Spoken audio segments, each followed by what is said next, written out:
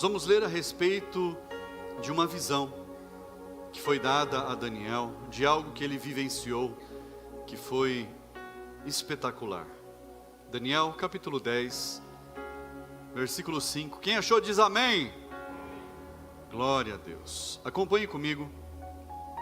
Diz assim: levantei os olhos e vi um homem vestido de linho, com um cinto de ouro puro de Ufaz na cintura. O seu corpo era como o berilo, o seu rosto parecia um relâmpago, os seus olhos eram como tochas de fogo, os seus braços e os seus pés brilhavam como bronze polido, e a voz das suas palavras era como o barulho de uma multidão. Só eu, Daniel, tive aquela visão. Os homens que estavam comigo nada viram, mas ficaram com muito medo, fugiram e se esconderam. Assim fiquei sozinho e contemplei esta grande visão, e não restou força em mim. O meu rosto mudou de cor e se desfigurou, e perdi as forças. Contudo, ouvi a voz das suas palavras, e ouvindo essa voz, caí sem sentidos, com o rosto em terra. Eis que a mão de alguém tocou em mim e me ajudou a ficar de joelhos. Apoiando nas palmas das mãos, ele me disse: Daniel, homem muito amado, esteja atento às palavras que vou lhe dizer. Fique em pé, porque fui enviado para falar com você. Enquanto ele falava comigo, eu me pus em pé, tremendo. Feche os teus olhos, vamos falar com Deus. Senhor meu Deus, essa é a tua palavra. Senhor, fala conosco nesta noite, Pai. Meu Deus, em nome de Jesus, que a tua palavra, meu Deus, venha transformar as nossas vidas.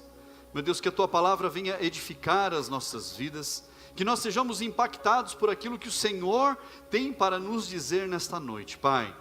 Usa-me, Senhor, como um instrumento nas tuas mãos, para falar daquilo que o Senhor quer falar ao teu povo nesta noite, em nome de Jesus. Amém. Diga amém. Assente-se no seu lugar. Glória a Deus. Daniel, ele teve uma visão sobrenatural. Daniel viu algo esplendoroso. Daniel viu algo que ninguém jamais havia visto. Ele teve uma visão de Jesus, mas uma visão de Jesus foi antes do tempo, não do Jesus crucificado. Aquela visão que nós temos, aquela imagem que nós vemos na cruz, nos departamentos públicos, de um Jesus com o olhar caído, o corpo surrado, cabisbaixo. Daniel teve uma visão atemporal, fora de tempo. Antes de que tudo acontecesse, Daniel, ele viu Jesus na sua glória. Lá em Apocalipse, quando João, ele se encontrou com Jesus, João, ele teve essa mesma visão. Esse homem com o cinto de ouro, com os cabelos brancos, com uma espada saindo da sua boca, olhos como chamas de fogo, os pés como um latão reluzente, a mesma visão de um Jesus glorificado. Não era aquele Jesus cabisbaixo, mas o Jesus glorificado. E Daniel, ele pôde ter essa visão antes do tempo. Ele pôde enxergar Jesus glorificado antes do tempo. Porque havia algo muito especial para ser entregue para Daniel. Daniel, ele ali naquele momento, ele teve uma visitação sobrenatural. E ele teve uma revelação das coisas que haveriam de acontecer no futuro. Daniel viu os tempos futuros. Daniel, inclusive, viu o final de todas as coisas, o final de todos os tempos. Daniel conseguiu enxergar lá na frente, porque Deus deu a ele essa visão sobrenatural. E aqui há algo fantástico, há algo esplendoroso. Quando Jesus se apresentou a Daniel, Daniel cai por terra, sem forças, ele não consegue, ele declara aqui que ele sentiu como se a morte estivesse chegando. ele estava sem forças. E quando nós vemos lá em Apocalipse, João, no encontro que ele teve com Jesus, foi muito parecido. João cai no chão sem forças, ele perde todas as forças.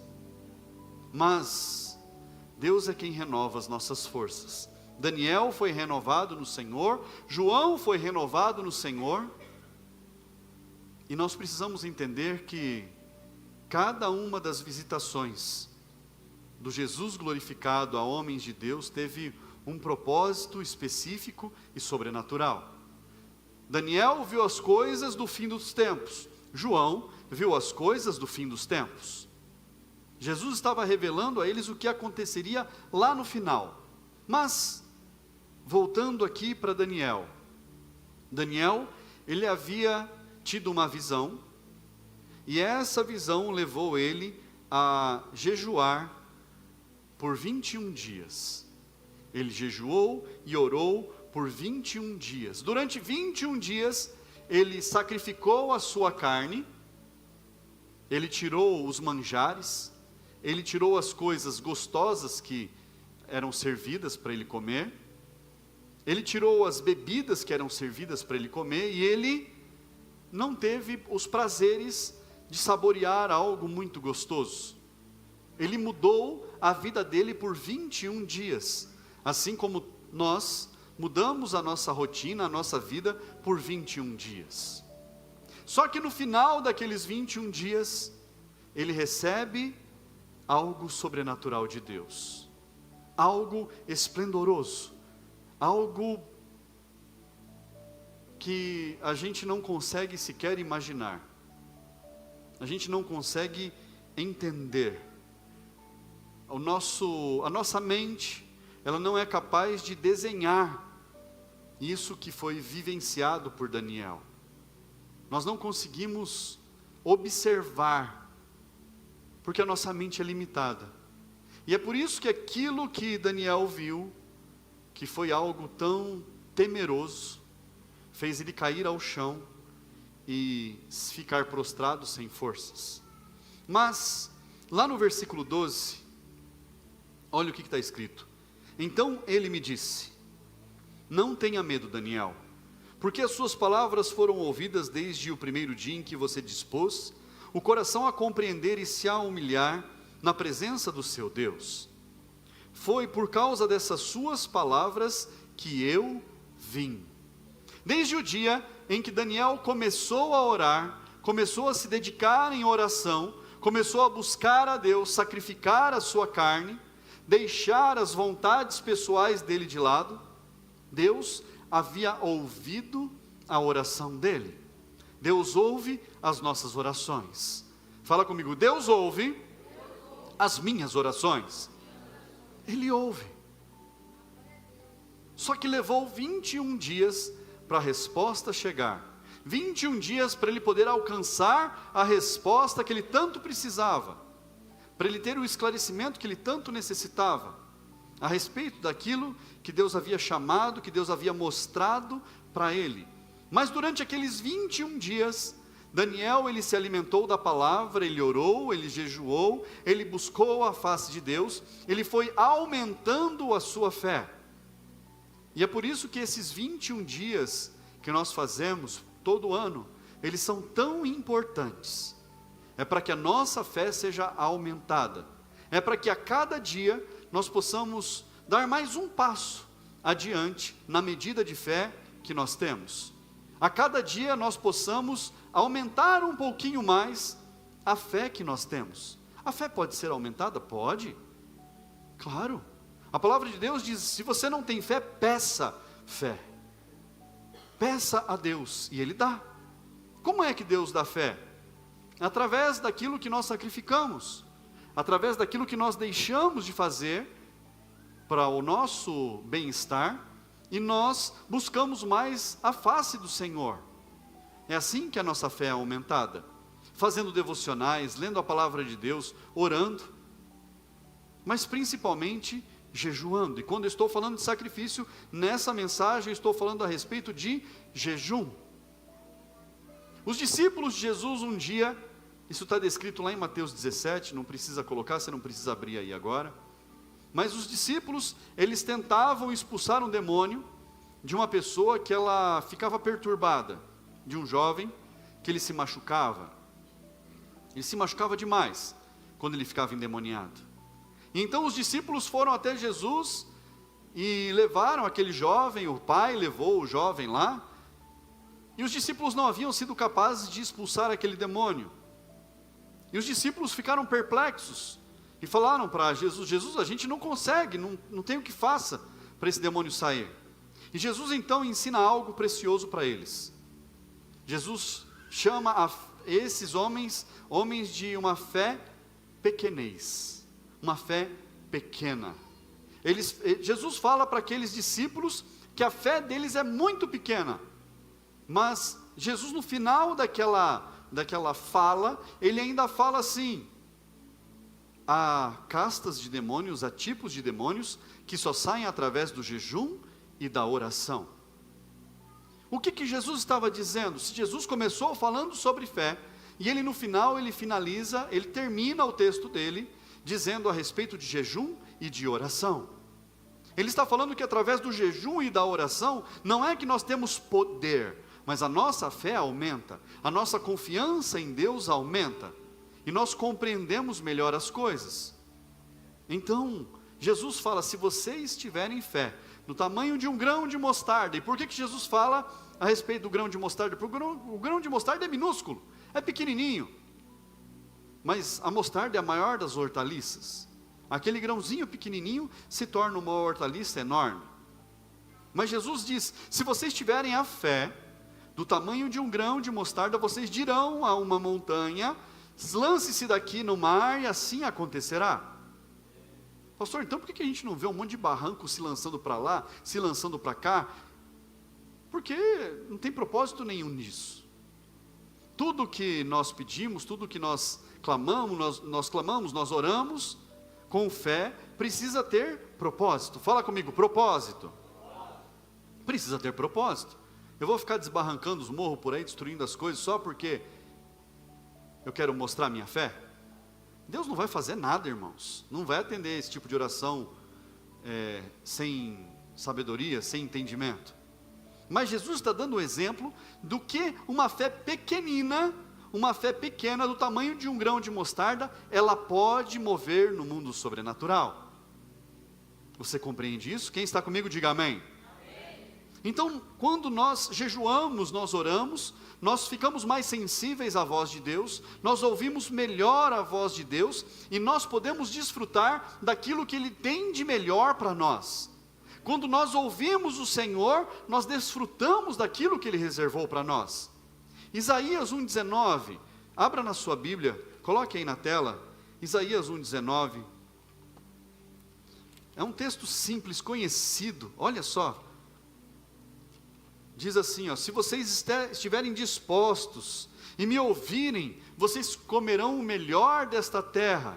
Em outras versões, se vocês crerem, me ouvirem, vocês vão desfrutar do melhor. Se vocês estiverem dispostos e ouvirem a voz de Deus, e aqui está a chave: ouvir a voz de Deus. A chave está aqui. Se vocês estiverem dispostos e me ouvirem, vocês comerão o melhor desta terra. E algumas pessoas acham que comer o melhor dessa terra é apenas desfrutar de um bom prato de comida. Não. Comer o melhor dessa terra é você viver a melhor vida que Deus tem reservado para você em todas as áreas dessa vida. Isso é você desfrutar do melhor de Deus. Mas para você desfrutar do melhor de Deus, você precisa ouvir a voz dEle. Precisa ouvir a voz de Deus. Pastor, mas se eu for no psicólogo e falar que eu estou ouvindo a voz de Deus, ele já vai mandar eu para o psiquiatra para eu tomar um remedinho, porque eu estou ouvindo vozes. Mas a voz de Deus, irmãos, ela não confunde, ela não enlouquece. A voz de Deus, ela traz clareza, traz discernimento e traz sobriedade. Nós ficamos sóbrios, nós ficamos com entendimento, com direcionamento, com orientação. Deus nos orienta em todas as coisas. Mas e se nós não ouvimos? É como um filho que fica conversando na hora que o pai está dando uma instrução. É como o filho que fica distraído enquanto o pai está ensinando, enquanto o pai está orientando. Ele vai fazer a coisa direito? Vai ou não vai? Não. Quem é pai aqui? Fala eu. Viu? Foi desse jeito. Quem é mãe? Fala eu. Você já orientou seu filho e seu filho não te ouviu? Não precisa cutucar ninguém agora. Mas você já orientou e ele não fez o que você falou? Quantos pais já orientaram os seus filhos e os filhos simplesmente não fizeram? Sabe por quê? Porque estavam distraídos, porque não estavam com atenção, não estavam ouvindo a voz daquele que estava dando a instrução, estavam alheios, estava lá no celular, estava conversando com quem estava do lado, não estava atento àquilo que estava sendo falado, e aí perde a instrução, perde a direção, perde a orientação, e não faz o que precisa ser feito. Quem aqui é filho? Fala eu. Todo mundo é filho. Todo mundo aqui é filho. Agora, nós falamos dos nossos filhos, e nós, como filhos, quantas vezes os nossos pais falaram algo para nós, e a gente deixou de fazer? Um monte. Então nós precisamos entender que, em algum momento da nossa vida, nós também deixamos de ouvir. Nós não ouvimos instruções. Isso faz parte da humanidade. Mas, para que a comunicação seja mais eficiente, o nosso ouvido precisa estar sensível à voz de Deus. O nosso ouvido precisa estar atento à voz daquele que está falando. Os nossos corações precisam estar receptivos com relação àquilo que está sendo dito. Tem que ser assim. Então, quando Daniel, ele ouve a Deus, é porque ele está sensível. Quando João, ele ouve ao Senhor, é porque ele está sensível à voz de Deus. E Isaías 1,19 diz: se estiverem dispostos e me ouvirem. Então nós precisamos ouvir. Fala para quem está do seu lado: nós precisamos ouvir. Nós precisamos ouvir. E como é que eu ouço a voz de Deus? Eu preciso estar atento, eu preciso estar ligado, eu preciso estar pronto para ouvir. Muitas pessoas desprezam as coisas de Deus porque não ouvem a Deus. E quando pessoas desprezam o melhor de Deus, elas estão deixando o melhor das suas próprias vidas passarem batido, ir embora. Evangelho de João, capítulo 10, versículo 27, João 10, 27, diz algo poderoso, diz assim, ó: as minhas ovelhas ouvem a minha voz, eu as conheço e elas, as minhas ovelhas ouvem a minha voz, eu as conheço e elas, as minhas ovelhas ouvem a minha voz, eu as conheço e elas, as ovelhas conhecem a voz do Senhor. Jesus está dizendo aqui, ele está comparando a igreja como as ovelhas. As ovelhas, elas ouvem a voz do pastor. Foi feito um teste há uns anos atrás, isso viralizou, isso foi para todo mundo ver. Eles gravaram um vídeo de um pastor de ovelhas lá em Israel, e ele pastoreando ovelhas no campo. As ovelhas estavam distantes dele uns 200 metros, mas ele estava ali de olho nas ovelhas. E então ele ensinou a pessoa que estava do lado dele como eram os comandos que eram dados para as ovelhas, para elas poderem vir até o pastor. E ele falou para ela, falou para aquela pessoa que estava do lado: a entonação é assim, você vai falar forte, desse jeito, e você vai dar o comando, e assim, assim, assado. E aquela pessoa que estava do lado fez exatamente como aquele pastor de ovelhas havia ensinado. E ele chama as ovelhas, e as ovelhas não saem do lugar, nem sequer param de pastar. não param o que elas estão fazendo. Então aquele pastor dá o comando, e é idêntico ao comando do que aquela pessoa fez imitando o pastor. Mas quando o pastor dá o comando, as ovelhas param tudo o que elas estão fazendo e elas vêm até ele, porque o comando era para elas virem até ele. Isso é algo fantástico. E Jesus, ele compara a voz dele ao pastor de ovelhas. E ele diz: as minhas ovelhas ouvem a minha voz, eu as conheço e elas me seguem. Jesus declarou isso: as ovelhas ouvem a voz. O Senhor, ele cuida dos seus. O Senhor cuida de cada um de nós. O cuidado de Deus é tremendo. Nós não podemos enxergar Deus como uma pessoa no nosso meio. Nós precisamos entender que Deus é muito mais, muito maior. Nós precisamos compreender isso. Então Ele é capaz de cuidar de todos nós, de cada um de nós. Ele fica de olho em cada um, Ele auxilia cada um, Ele orienta cada um. Isaías capítulo 30, versículo 18. Olha o que diz na palavra de Deus. Por isso o Senhor espera para ter misericórdia de vocês e se levanta para se compadecer de vocês. Compadecer é olhar para o próximo e sentir a dor do próximo e entender a dor do próximo. Porque o Senhor é Deus de justiça. E aqui mais uma chave: bem-aventurados todos os que nele esperam. Esperar no Senhor não é apenas sentar e ficar aguardando as coisas acontecerem. Aqui o esperar está voltado para o esperançar. Bem-aventurados são todos aqueles que depositam a sua esperança no Senhor, que tem esperança nele. Não é eu ficar esperando a coisa cair no meu colo, eu falar: Deus, estou precisando hoje de um filé mignon no almoço, um arroz, feijão e uma batata frita, e estou aqui esperando, vai aparecer. Irmãos, quem já pediu um treco desse e aconteceu? Ninguém. Por quê? Porque é capricho. Mas Deus nos dá força para nós corrermos atrás, nos esforçarmos, batalharmos e conquistarmos. Mas a nossa esperança não está na força do nosso braço, não está na capacidade da nossa mente. A nossa esperança está no Senhor.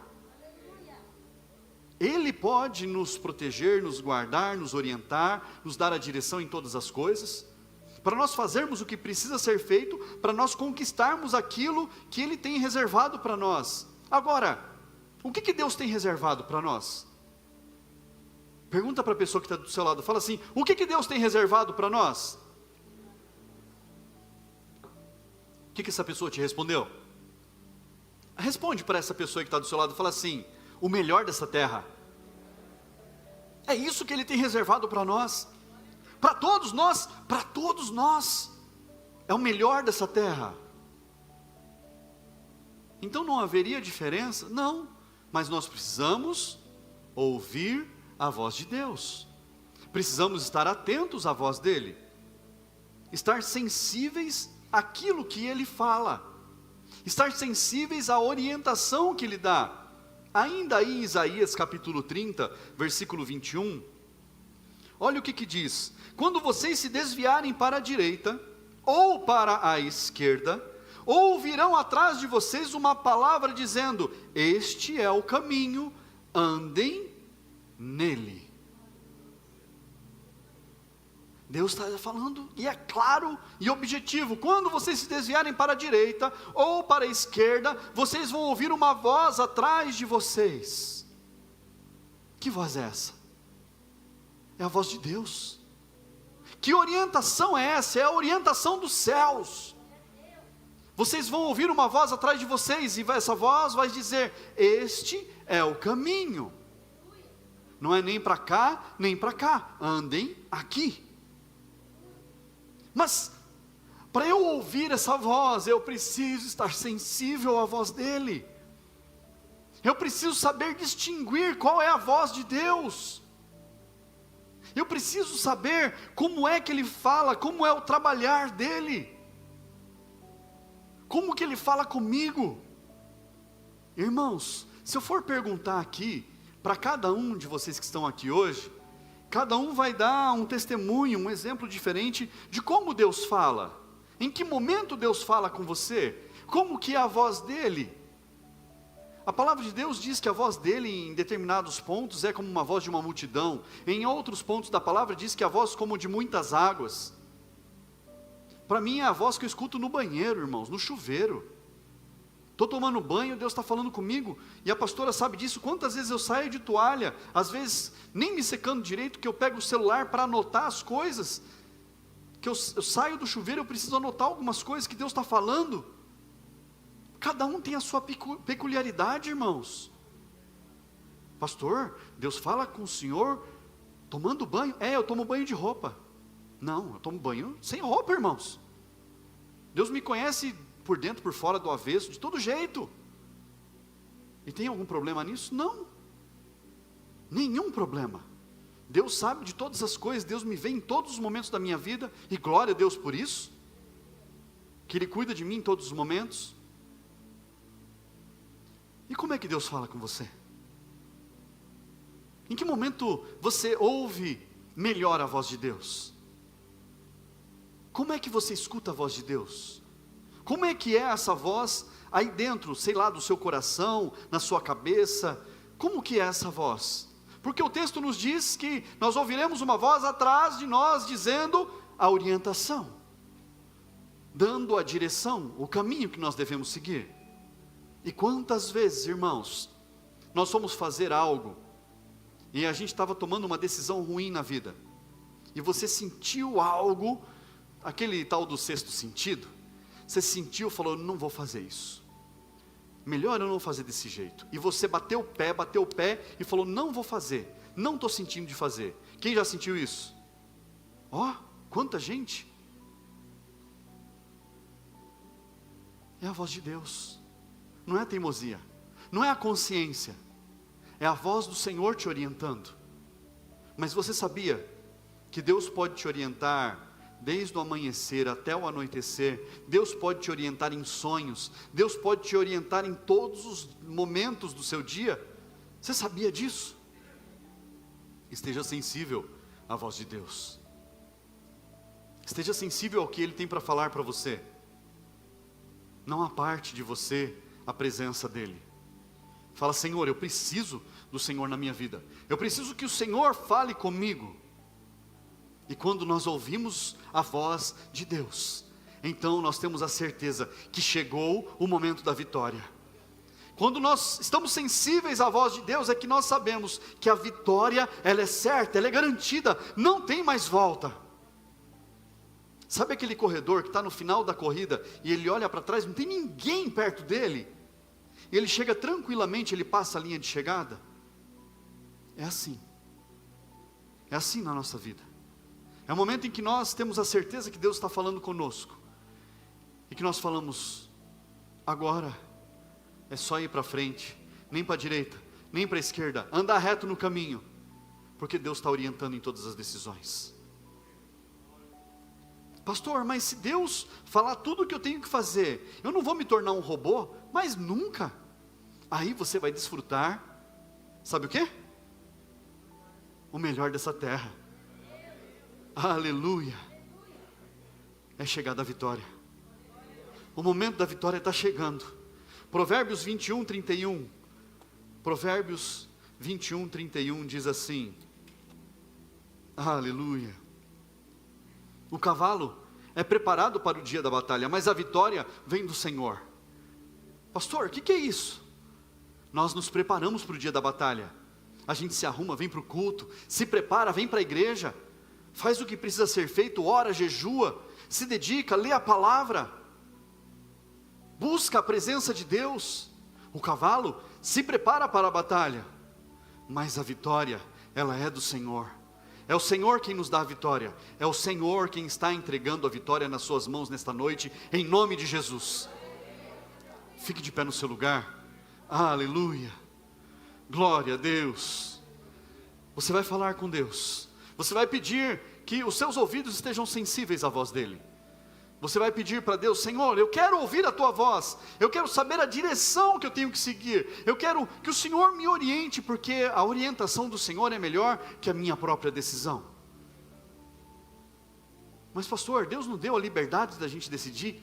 Sim, você tem liberdade para você decidir o que você quiser, inclusive não decidir nada. Deus te deu essa liberdade, mas é a pior das decisões. Mas quando nós decidimos ouvir a voz de Deus, Ele dá as melhores orientações.